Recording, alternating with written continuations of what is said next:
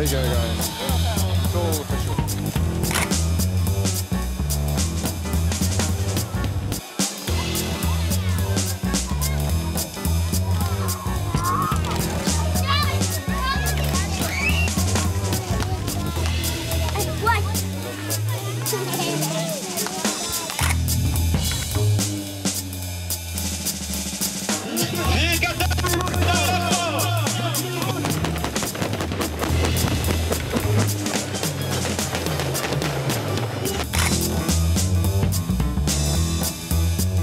L'AFP au cœur de Paris, la deuxième agence de presse mondiale. 1500 journalistes, dont 270 photographes. Chaque jour, 2000 photos arrivent de toute la planète, 1000 sont sélectionnées et repartent vers toutes les rédactions de la Terre. Nous en découvrons quelques-unes chaque matin dans nos journaux. En 2007, les photographes ont eu une année chargée.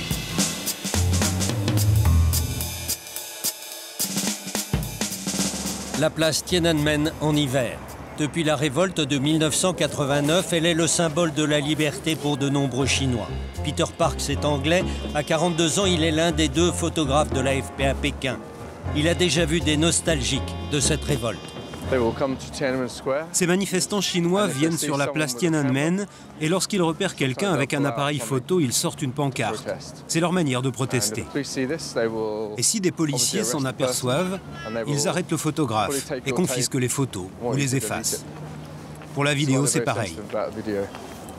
Pour éviter cette mauvaise propagande, la police interdit aux étrangers de filmer ou de photographier la place. Pour travailler, Peter doit obtenir une autorisation de la municipalité. Une autorisation valable 1 heure seulement. That's enough. Okay, great, thank you.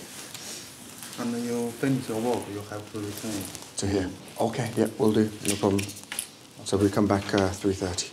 Okay, so this is our letter. Yes. Excellent. Thank you very much. Very kind. Cheers. See you again. Okay.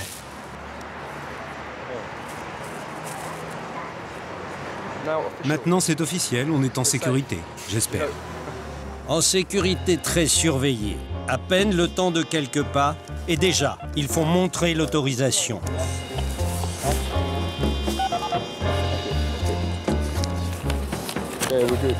Place Tiananmen, il y a le mausolée de Mao qui attire les touristes chinois, mais il y a presque plus de policiers. Une garde spéciale qui veille sur la quiétude du mausolée, et beaucoup d'autres, plus ou moins apparents. En plus des policiers, il y a des caméras partout. Assurément l'un des endroits du monde les plus surveillés. There you go, guys. It's all official. No problem. Okay. For 1 hour. 1 heure de laquelle ne seront pas déduites les nombreuses minutes perdues à montrer ses papiers. 1 heure pendant laquelle Peter est contrôlé 12 fois. Cela ne l'empêche pas de travailler. Aujourd'hui, il n'a pas de reportage commandé par l'agence. Plutôt que d'attendre au bureau qu'on lui donne une mission, il arpente les rues de Pékin pour faire ses photos à la sauvette. Il sait que ces images glanées sur Tiananmen se vendront toujours. Au-delà de l'aspect moderne de la capitale, il ne faut pas oublier que Pékin est sous surveillance. C'est dans l'un des nombreux cafés branchés de la ville où l'on trouve des connexions sans fil à Internet que Peter va sélectionner ses photos. Il transmet ses clichés d'endroits comme celui-ci. 2 ans qu'il est en poste en Chine, Peter a un truc pour que ses clichés échappent à la censure. Dans mon appareil photo, j'ai 2 cartes mémoire et je peux les intervertir dans l'appareil sans les retirer. Donc, je peux effacer une carte, celle qui est vide, et garder l'autre carte, celle qui contient mes photos. Je peux montrer aux policiers qu'elles sont effacées alors qu'elles sont sur l'autre carte. C'est une des manières de contourner le système. Mais s'ils parviennent à effacer les photos, il existe un logiciel qui permet de récupérer 99% de la mémoire.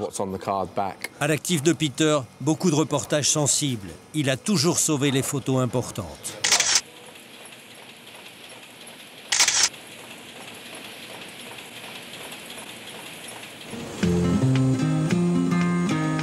À bord de ce Transal de l'armée française, quelques militaires et 3 journalistes. 2 rédacteurs et un photographe, Thomas Coex, qui vient de Paris. Il y a 2 heures qu'ils ont quitté N'Djamena pour Abéché, la grande ville proche du Darfour. C'est ici que les 103 enfants qui avaient été rassemblés par l'Arche de Zoé ont été amenés par les autorités tchadiennes. L'affaire a éclaté il y a une dizaine de jours, mais jusqu'à maintenant, personne n'a vu ces fameux enfants. Il a fallu du temps aux journalistes pour avoir les visas et les autorisations pour arriver jusqu'à l'orphelinat où ces enfants sont hébergés en attendant que leur situation soit éclaircie. Merci. Malgré le laissez-passer que lui a accordé le juge de la région, Thomas a dû encore parlementer pour pouvoir prendre des photos. On travaille pour résoudre cette affaire avec des vrais moyens. En fait, des enquêteurs sont en train de dresser des fiches signalétiques pour chacun des enfants. Les autorités montrent que le travail de recherche sur l'origine de ces enfants est mené avec beaucoup de sérieux.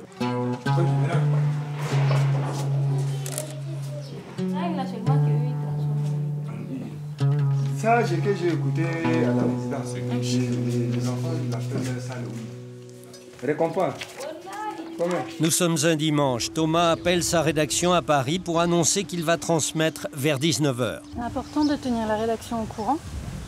Ben oui, parce que sinon, s'ils ne les voient pas, si on ne les met pas en alerte, il y a tellement de photos qui arrivent par jour à l'agence. Si c'est un peu noyé, ben, ils peuvent ne pas le voir et ce serait dommage, quoi, de faire, on est un peu resté pour eux et s'ils ne le voient pas, c'est super frustrant. Donc il vaut mieux qu'ils le sachent en avance et qu'ils se disent « Ah oui, tiens, d'ici 19 h, il faudra regarder quand il y a des choses un peu particulières, un peu différentes, qui n'ont pas été faites par beaucoup d'autres médias, d'autres photographes.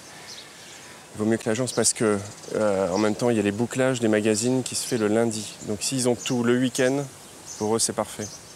Si ce reportage-là, je l'aurais fait un mardi, c'est raté. Depuis 2 jours, plusieurs parents sont venus, d'autres se présentent encore, mais ils ne vont pas repartir tout de suite avec leurs enfants.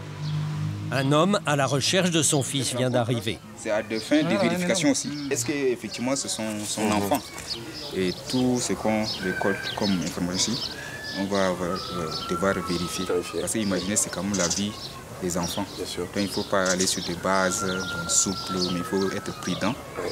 Avec des preuves. Des preuves surtout. Voilà l'enfant qui a été identifié.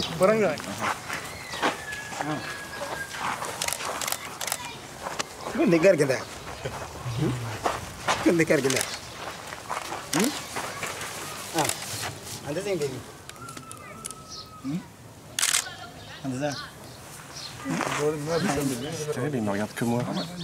Il regardait son père. C'est embêtant. C'est un peu embêtant. Thomas décide de prendre du recul pour être plus discret. On travaille de loin, là. Ça m'a beaucoup gêné que l'enfant ne regarde que nous, au lieu de s'occuper de son père. Il regarde ses pieds tout le temps. Il va se détendre, le gamin, là, je crois. Il a commencé à un peu oublier. C'est étrange, hein. Alors, je sais pas si c'est décevant ou...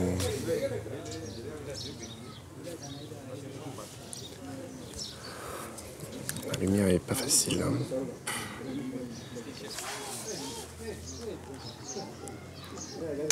Il n'est pas décontracté. Hein. Voilà. Il n'y a pas de baiser. Hein.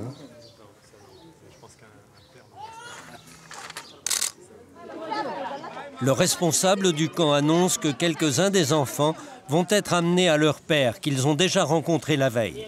Ces pères attendent le moment où les autorités vont décider de rendre les enfants à leur famille.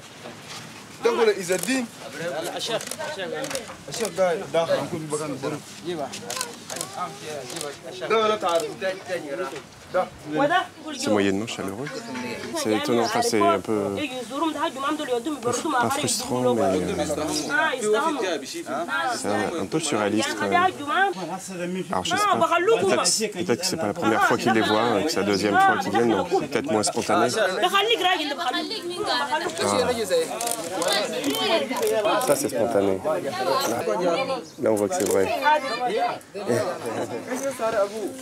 Ça fait plaisir. Il fallait réagir vite, hein, c'était spontané. J'ai passé, hop, il s'est jeté dans les bras de son père, ça a duré 4 secondes. Il fallait pas Regardez ailleurs. Hein.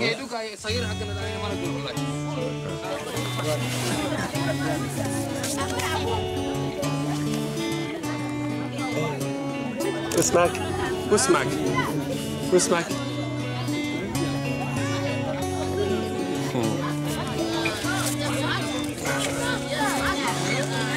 Petite fille en rouge.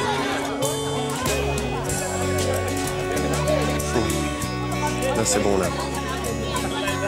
C'est là que c'est bon. On va pas être loin. 19h, heure de Paris. C'est grâce à cette antenne que Thomas va transmettre ses photos via un satellite. Demain matin, lundi, elles seront dans tous les journaux. Là, il y a un désir des enfants de passer derrière cette grille et d'aller vers les parents. Alors qu'après, au moment où ils sont en contact avec les parents, il n'y a pas cette émotion, là, ce sentiment de j'ai envie de déchirer le grillage ou de passer au-dessus. Et là, il y a une attente, quoi. Il y a une véritable attente. On est vraiment attiré vers le centre, et des choses comme ça. Ça, c'est clair, quoi.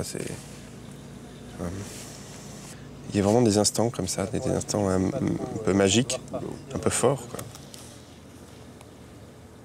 Moi, je dirais jamais j'ai une belle photo, parce que c'est jamais beau. Je peux dire j'ai capté un moment fort. Pour moi, la photo est jamais belle, quoi. Je sais pas, à la rigueur, peut-être sur un défilé de mode, ça peut être quelque chose de joli, mais il y a des papillons partout. Allez, oust. Donc c'est voilà, quand c'est loin d'être futile comme ce sujet-là, on peut pas dire que les photos sont belles. Elles sont vraiment, elles sont fortes, mais pas belles. Voilà.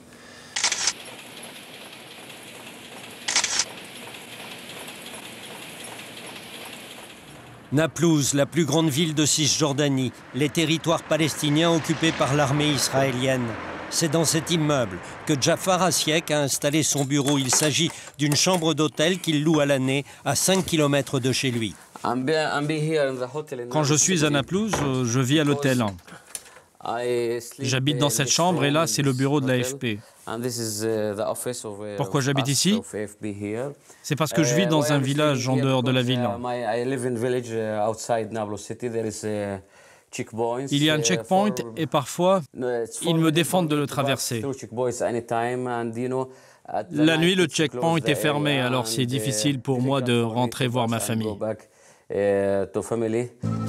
Cet hôtel a un autre intérêt. Il est équipé du téléphone, d'Internet et l'électricité est en général assurée.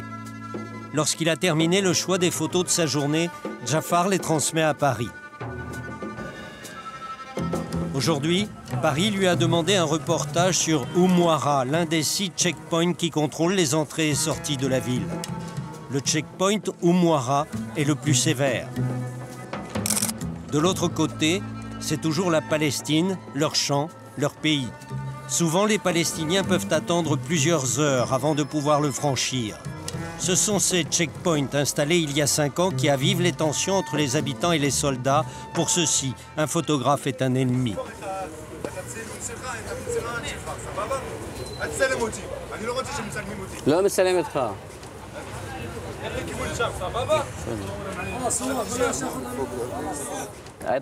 Une fois, j'ai déjà fait des photos comme ce qui se passe aujourd'hui. Mais un de ces soldats m'a attrapé. Je lui ai dit que j'étais journaliste. Alors avec la crosse de son fusil, il m'a donné un coup sur le visage. Ma bouche a saigné et je suis tombé. D'autres soldats m'ont pris et m'ont jeté en dehors du checkpoint. De l'autre côté du checkpoint, à 3 km, il y a le village où habite Jafar. C'est ici qu'il est né et que se trouvent les terres de ses ancêtres.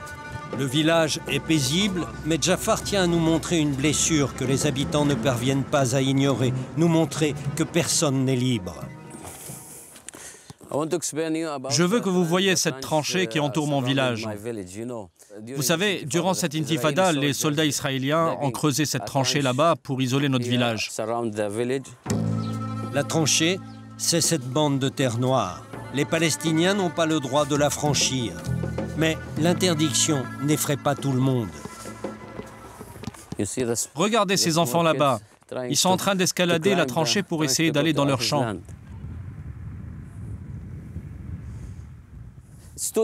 C'est très difficile d'escalader cette tranchée. Imaginez, si vous arrivez en haut et qu'après ça, avec beaucoup de difficultés, vous parvenez à la franchir, vous risquez de vous trouver en face d'une Jeep, alors il vous attrape et vous arrête. La tranchée fait 5 mètres de haut et 5 de large, un terrain de jeu pour les enfants et le dépotoir du village.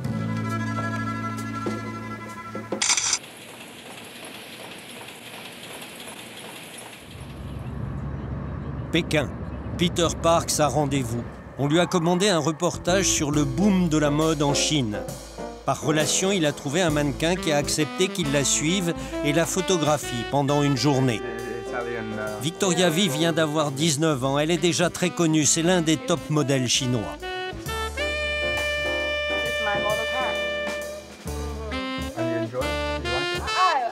And how tall are you? How tall? Yeah. 180. Okay, and you're still growing? Maybe finished, no? Maybe finished. No, yeah. Maybe 181. Yeah, maybe, yeah. Always possible. You're still young, so. We'll do some pictures of you just making up here, okay? That's perfect. Okay, if you can just move around other way, slightly that way. La séance photo commence dans la cuisine. You do the other eye with the other hand. Okay, that's great. Okay. Perfect. Okay, could you, that's it, if you do that eye, that's it, that's it. Yeah, this eye is better for my picture. That's it.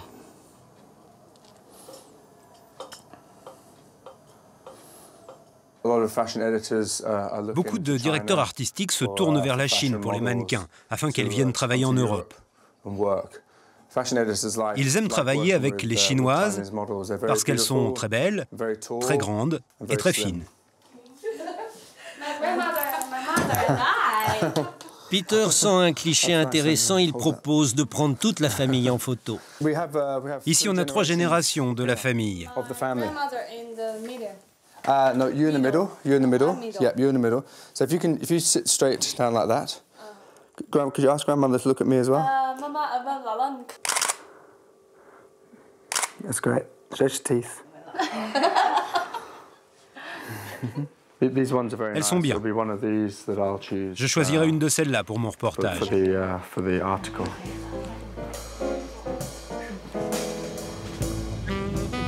Ils partent pour le centre de la ville. Une agence organise un casting. When you go through there, take it a little slower, maybe slightly longer. And not fast. Yeah, not fast. And when you get to the end, take your time. Yeah, so do take a little bit longer than.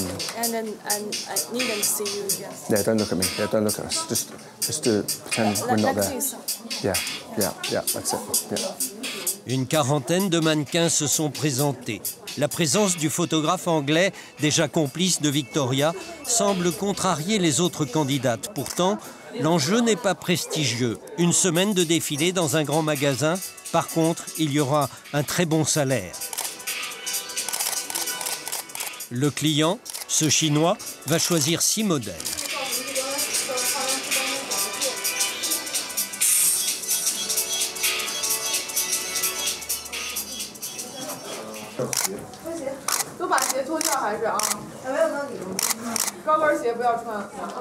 Victoria est la première sélectionnée.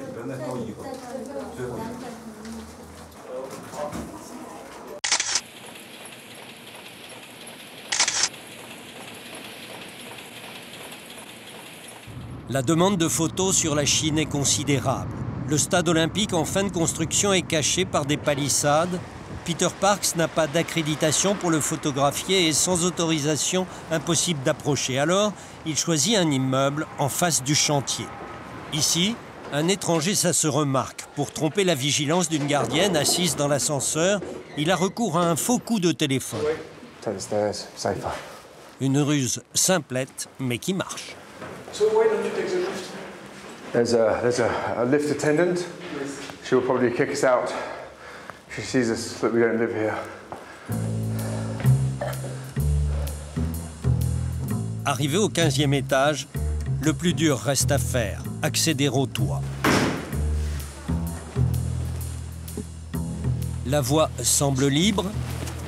Le risque est d'être surpris par un gardien, un habitant ou la police. A priori, l'infraction n'est pas bien grave, mais il vaut mieux se méfier.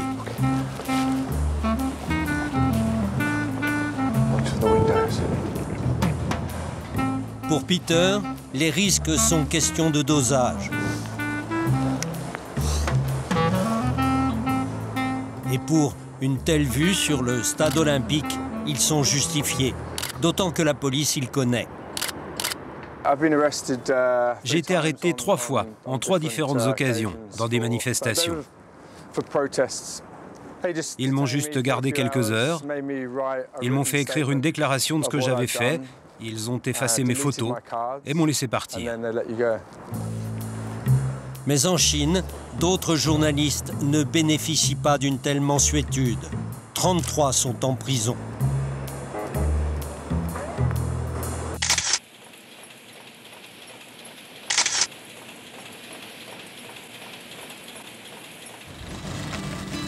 N'Djamena, quelques jours après l'arrestation de l'équipe de l'Arche de Zoé.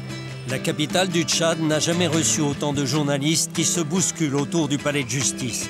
Ces photos intéressent beaucoup de pays. L'équipée de nos apprentis sorciers de l'humanitaire permet à des journaux africains de dénoncer le colonisateur.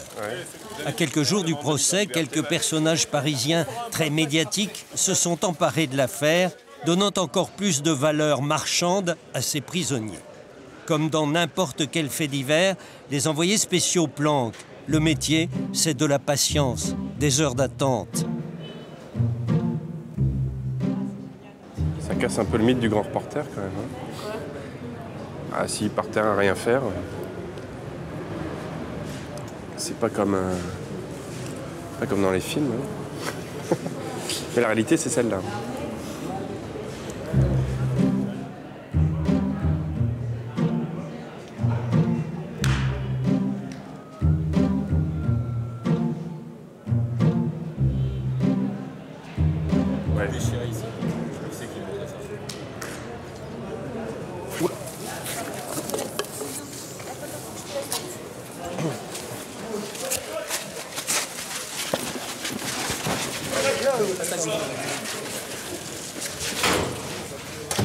Écoutez, on va vous arracher les appareils après. Oh, ça, on vous les dit. Ça, c'est pas gentil. Vous ne filmez que lorsqu'on vous autorise. Ne filmer que ce qui est autorisé. C'est ce dont rêvent toutes les autorités, tous ceux qui ont un brin de pouvoir. À peine une dizaine de mètres plus loin, Thomas échappe au regard des soldats. C'est grotesque.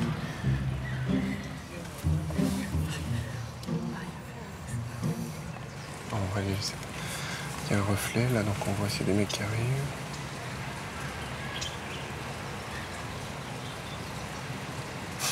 C'est n'importe quoi.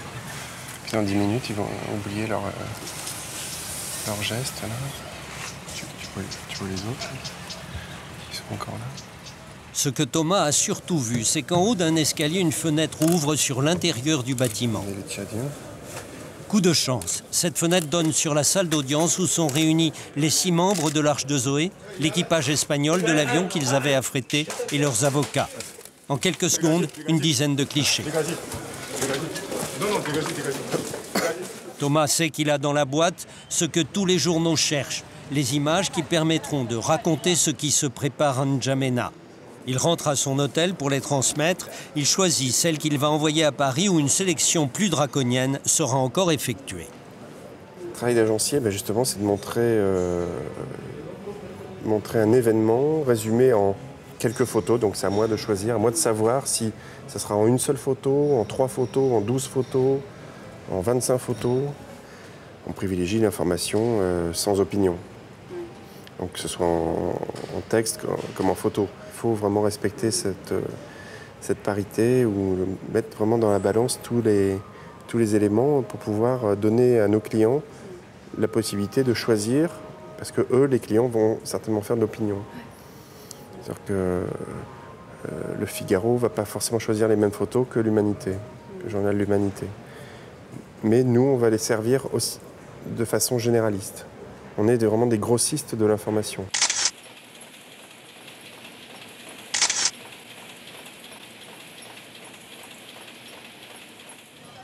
Le lendemain matin, la nouvelle vient de tomber à N'Djamena. L'équipage espagnol de l'avion qui devait embarquer les 103 enfants est libéré. La nouvelle n'intéresse pas trop la presse française, mais l'AFP a beaucoup de journaux espagnols parmi ses clients. Elle doit fournir des images. Un avion de l'armée espagnole vient d'atterrir pour récupérer les 3 hommes, mais les Tchadiens ne laisseront personne approcher de la piste. Ah oui, c'est marqué dessus. Ah bah oui, mais ils l'ont déplacé parce que là, il est là. Ouais, c'est marqué. Ouais. Ah ouais, c'est celui-là, c'est sûr. Enfin, j'espère qu'on va les voir monter dedans. Et j'espère que c'est bientôt parce que je suis pas sûr qu'on soit les bienvenus ici. Il y a une conférence de presse en bas. Bah, on va aller voir, oui. Thomas doit assurer la photo. Ce jour-là, il fait 40 degrés.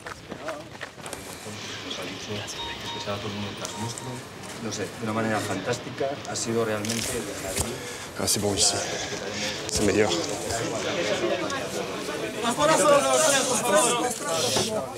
Je vais même passer.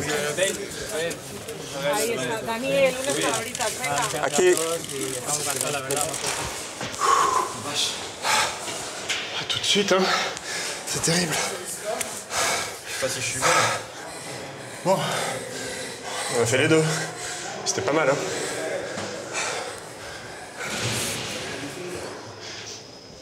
Ça serait pire à Roissy, hein. À Roissy, pour faire une photo sur un tarmac, c'est très compliqué. Donc là, elle est maintenant à la bonne place.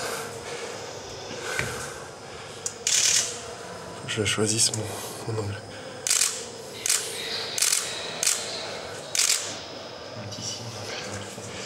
Ouais, ils vont le faire. Allez.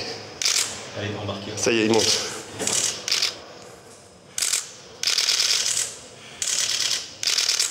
Ah, ils font pas. C'est trop tard, c'est fini. Ça, ils sont montés. Content? Oui, oui, on a réussi à faire des photos sans se faire virer d'ici. Ça y est, la porte se ferme, l'avion va pouvoir partir. On va pas rester ici trop longtemps, on sait jamais.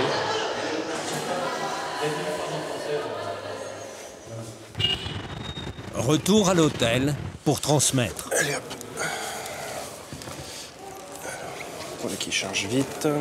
Moi je préfère ça, mais les journaux, je suis pas sûr qu'ils l'utilisent. Les journaux sont très bêtes. Ils veulent les choses très directes. Alors on va regarder si je fais ça. Dans ce cadrage-là, je la trouve pas hyper forte, mais les journaux, je suis pas sûr qu'ils pensent comme moi. Là, j'aime bien montrer plus d'ambiance, tu vois. Il y a un autre Tchadien devant, tout ça. Il y a plus d'ambiance, mais est-ce qu'ils vont pas vouloir préférer une expression, vraiment, donc on rentre plus dans l'expression de... Tu vois, ou alors carrément comme ça. Salut, ça va? J'ai commencé à envoyer des... C'est pas grave. J'ai commencé à envoyer des photos des pilotes espagnols qui ont été libérés au Tchad. Normalement, tu en as reçu une. Merci, à plus tard, ciao.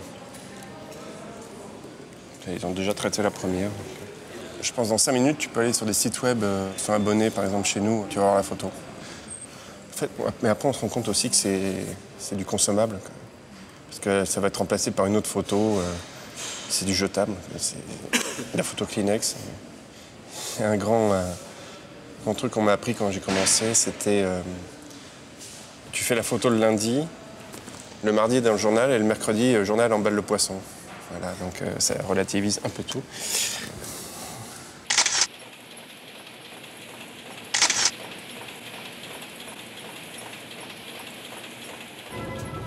Jafar doit se rendre à Quelquilia, normalement à 3/4 d'heure de Naplouse, 30 km à vol d'oiseau. Mais il devra passer le checkpoint. Quand un événement arrive quelque part, il faut s'y rendre au plus vite pour faire des photos. Mais au checkpoint, ils nous font attendre parfois plus d'1 heure. Alors c'est difficile d'y arriver vite. C'est un de nos gros problèmes. Après ce checkpoint, il risque de rencontrer des barrages itinérants de l'armée israélienne. Il n'a pas l'autorisation de passer avec sa voiture. De l'autre côté, il lui faut donc marchander pour un taxi. Ici, le taxi fait gagner du temps. Les chauffeurs connaissent la route et surtout l'emplacement des barrages israéliens. Ils connaissent les détours qui permettront de les éviter. Même si cela allonge le trajet, le gain de temps sera important. Pour arriver, Jafar a mis 1h30. Son reportage, ce sera une manifestation.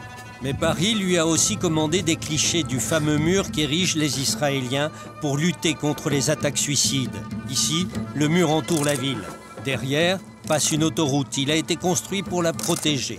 Il a aussi fait disparaître les champs de beaucoup de paysans. Maintenant, le mur est une frontière entre la Palestine et Israël. La terre pour les fermiers palestiniens est très importante. C'est un peu comme leur vie. S'ils perdent leur terre, ils perdent leur vie. Ici, on se sent en prison. Ce mur de 8 mètres de haut encercle la ville. Il n'y a qu'une seule sortie pour rejoindre les autres territoires palestiniens. Elle ferme à 19h. Les 40 000 habitants se sentent prisonniers. 70% sont chômeurs. Cette photo de l'enfant dominé par le mur, Jafar l'a tout de suite vue. C'est celle du désespoir palestinien. Un mur gigantesque, un petit garçon qui passe ici. Je pense que cette photo est plus parlante que de grands articles dans les journaux ou que de longs discours.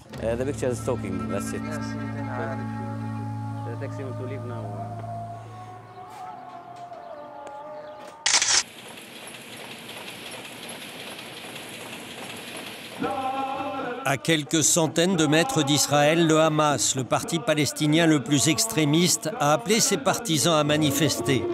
Une obsession ici, ce mur.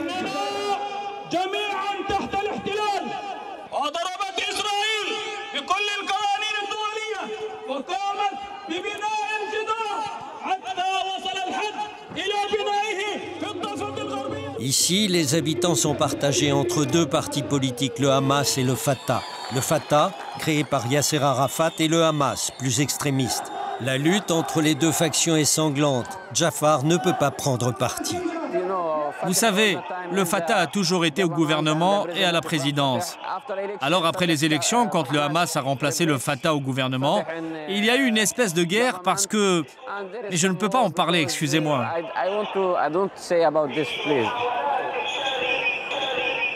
C'est important pour moi, qui suis photographe, de rester neutre. Parce qu'il y a deux côtés et que je dois faire des photos ici et aussi en faire avec le Fatah. Alors pour bien faire mon travail, je dois rester neutre et maintenir un bon équilibre entre les deux. Jafar n'affiche pas ses opinions. Par contre, il ne cache pas qu'il n'est pas familier avec tous les héros de la cause.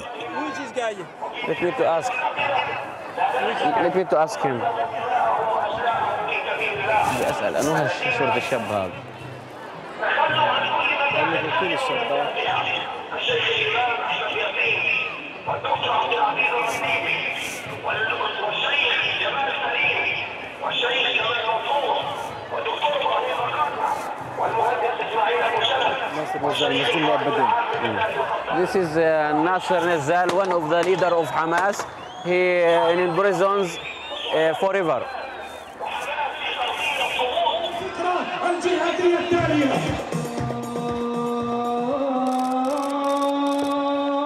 Pour clore sa manifestation, le Hamas offre un spectacle. Une allégorie grandiose célébrant la future victoire des combattants palestiniens sur Israël.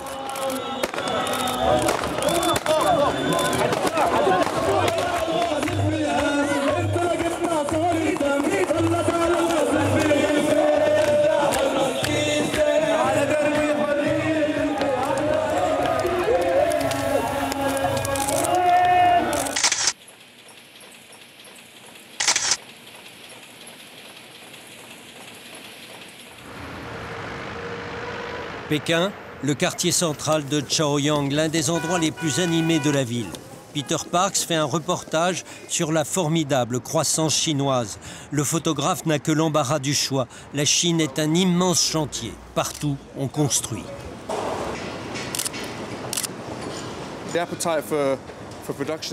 L'appétit pour tout ce qui vient de Chine est énorme. Il y a tellement de sujets sur le boom chinois, alors ces photos seront parfaites. Des bâtiments comme celui que Peter photographie, il s'en construit plus d'une centaine actuellement à Pékin. Ce qui l'intéresse le plus, c'est la juxtaposition des contrastes, l'autre aspect du boom immobilier, les maisons traditionnelles qui sont détruites pour faire place à l'ère nouvelle et aux Jeux Olympiques. Là, nous avons un exemple de vieille maison pékinoise qui doit être démolie. Ce signe est très répandu partout à Pékin. Il signifie que cela doit être démoli. Et beaucoup de ces maisons ont été rasées pour construire l'œuf. L'œuf, c'est cet édifice tout en titane et en verre, l'Opéra de Pékin, construit par l'architecte français Paul Andreu. Ok, monsieur. Beautiful.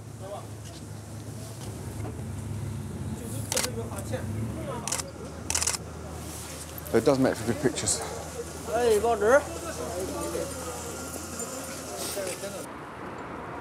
Quelques dizaines de pas plus loin, des ouvriers posent une canalisation gigantesque. Dans quelques semaines, les vieux habitants ne reconnaîtront plus leur ville. Les pelleteuses n'ont pas d'état d'âme. Ce type vit là. Et ceci vient d'être posé, probablement pour un projet de nouvelle construction. Je pense que tout ça devrait être détruit. Et vous voyez tous ces nouveaux immeubles aux alentours, c'est ça qui va les remplacer. Et ce type va être expulsé pour aller on ne sait où. Ça doit faire des années qu'il vit là. Tout ce quartier était comme ça avant, et maintenant, disparu. Surprenant. Ce que veut montrer Peter, ce n'est pas seulement la disparition des maisons traditionnelles, mais le bouleversement humain que cela provoque. Aux alentours, dans les ruelles encore existantes, les habitants continuent de vivre comme s'ils ignoraient la menace. La Chine d'avant.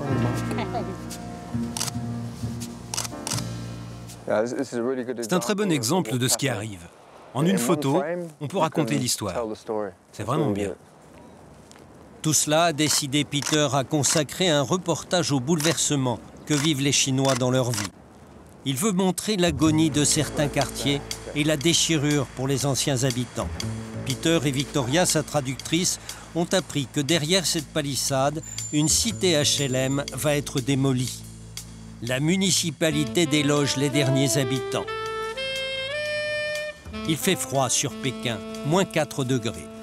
Peter aimerait pouvoir entrer chez l'un des derniers occupants de la cité, alors il aborde les passants.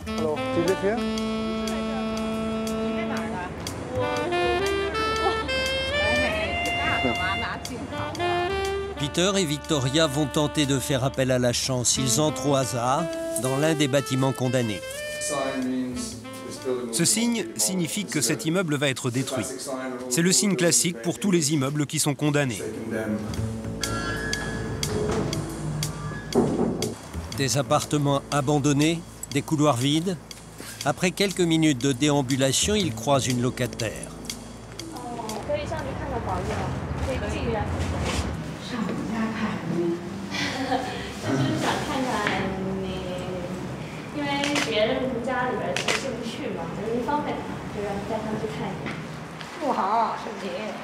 Dans un premier temps, elle accepte de les emmener chez elle, puis la femme au chien prend peur, elle refuse de les recevoir.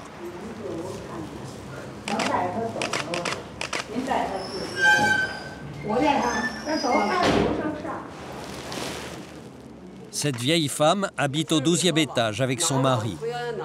Ce couple de retraités vit depuis 42 ans dans cet appartement. La municipalité leur a proposé de l'argent pour les faire partir, mais ils ont refusé. Maintenant, les autorités utilisent d'autres moyens.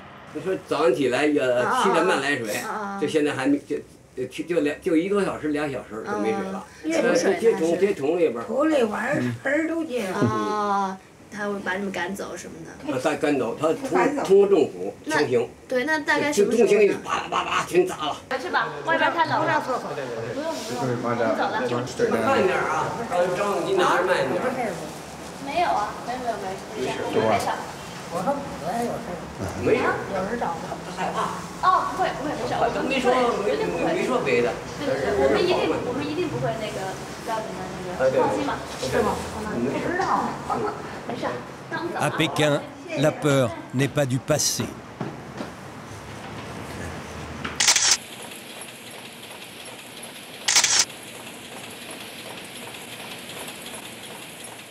Envoyez!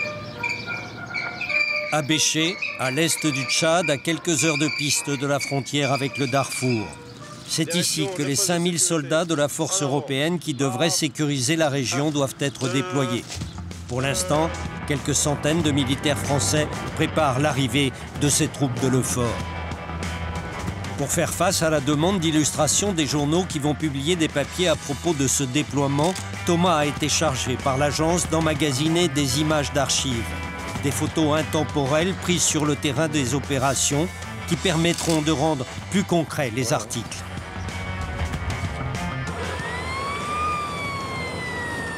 Attention pour le tir. Oui, il est les oreilles. Tiens.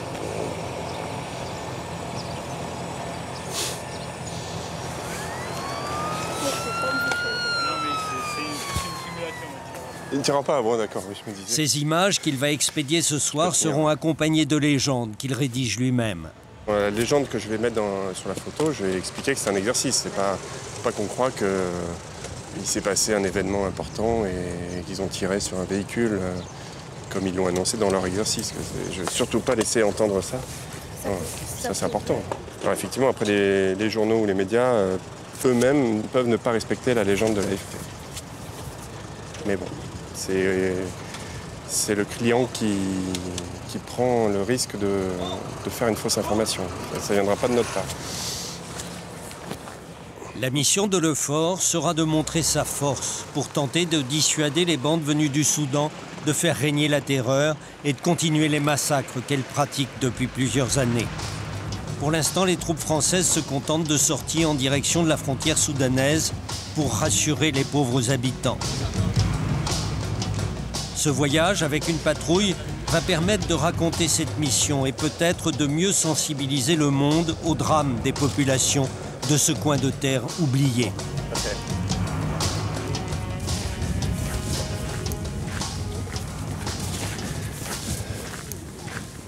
Faut planter le décor là. Un décor dans une région quasi désertique ne se plante pas facilement. Mais Thomas a de la chance, tandis que la patrouille arrive sur la piste. Un décor avance à petits pas vers lui. C'est pas mal ça.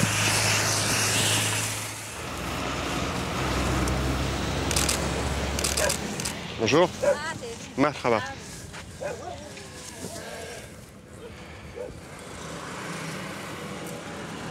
C'est bien ça. C'est bien. Ah bah, y a un décor fantastique. Hein. Là, on peut pas dire qu'on n'est pas en Afrique. Il y a les gens, super gentils. On n'a pas le temps de s'attarder. C'est dommage, hein, ça c'est clair. Là, c'est le problème de travailler dans une agence comme la nôtre. C'est que tout se fait toujours en urgence. C'est terrible, mais c'est toujours comme ça. Toujours en train de courir et à passer au sujet suivant. Bon.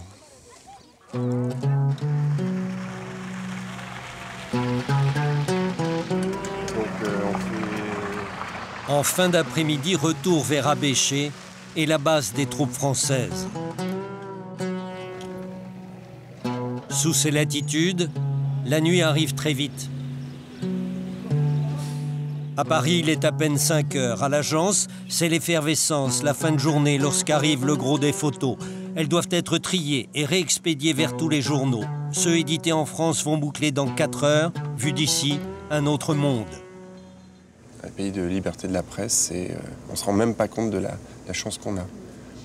On s'en rend compte quand on vient dans des pays où la presse est muselée, où le droit de circuler, le droit de parler aux gens librement, quand ce droit-là est restreint, où il est muselé. C'est pas nous qui allons changer le cours de l'histoire, mais on est acteur dans le sens où si on était absent, l'histoire serait peut-être différente. Merci.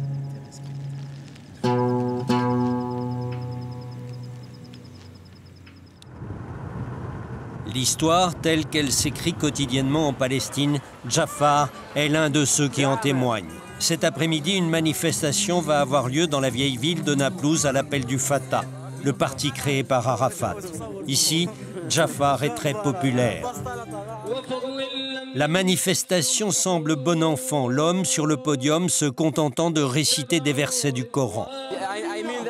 Ici, ce sont des civils qui se rassemblent pour commémorer l'anniversaire de la mort de 2 martyrs palestiniens tués il y a de cela 4 ans au cours d'une opération à l'intérieur d'Israël.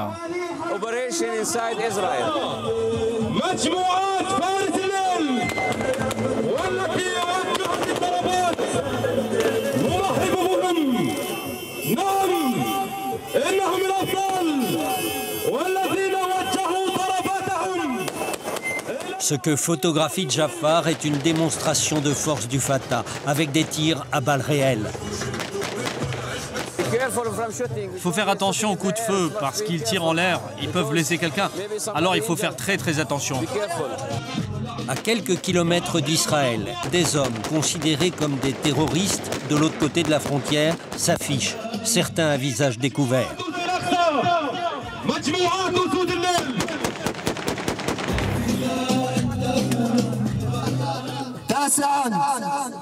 أن يكون خيار المقاومة والاستشهاد هو الخيار الوحيد لتحرير أرضنا الطاهرة ولتوجيه السلاح في وجه هذا العدو الصهيوني فقط لا أن يشعر في وجه أبناء الشعب. دم المسلم على المسلم حرام.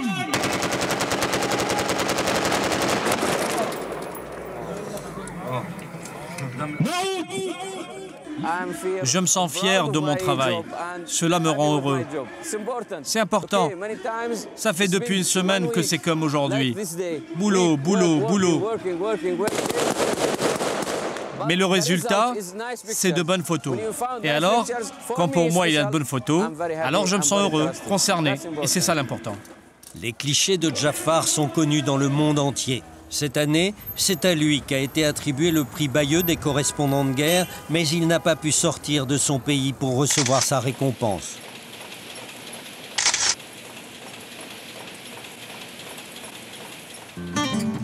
Comme son père et son grand-père avant lui, Jafar s'occupe de la plantation familiale d'oliviers. Avant d'être photographe, il était paysan, il n'a pas abandonné ses arbres. Et il aimerait transmettre à ses enfants ce goût de la terre. J'ai une grande famille. Si j'ai choisi d'être photographe, c'est parce que j'aime la photographie. Ça m'intéresse. C'est une grande partie de ma vie et aussi ça me permet de gagner assez d'argent pour faire face à mes besoins. Mais quand j'ai du temps libre, je vais chez moi travailler mes champs parce que c'est là que sont mes racines. Et c'est important pour moi. Certains de ces oliviers seraient millénaires. Leurs racines sont profondes et continuent de tirer des sols arides de Cisjordanie la récolte d'olives, symbole de la paix. Quelques semaines plus tard, Jafar a pu obtenir un visa pour la France. L'agence va lui remettre le prix qu'il n'avait pas pu recevoir en main propre. C'est sa première visite à Paris. Thomas lui sert de guide. Thomas Coex et Jafar ont une vieille complicité. Thomas a dirigé le bureau de Jérusalem. C'est lui qui a recruté Jafar. Look at me.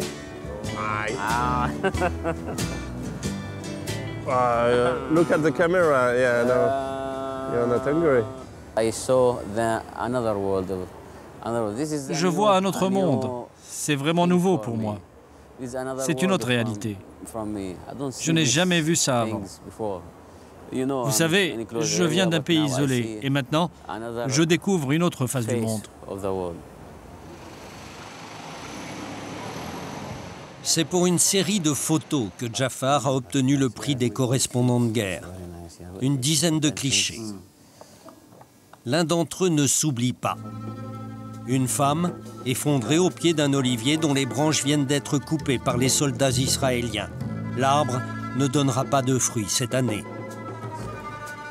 But these pictures mean for me things because you know the olive trees and so it's important. It's important. Yeah, it should be you in the picture. This situation can be also for your trees. Yes, yes, exactly. For me, I want to tell you the truth. I'm crying when I see. I'm crying really. First of all, when I see all of it, it's the fields. It's very sad. It's also your life. Yes, exactly. Yes, exactly. The life you pictured is also your own life. Show me what's here like.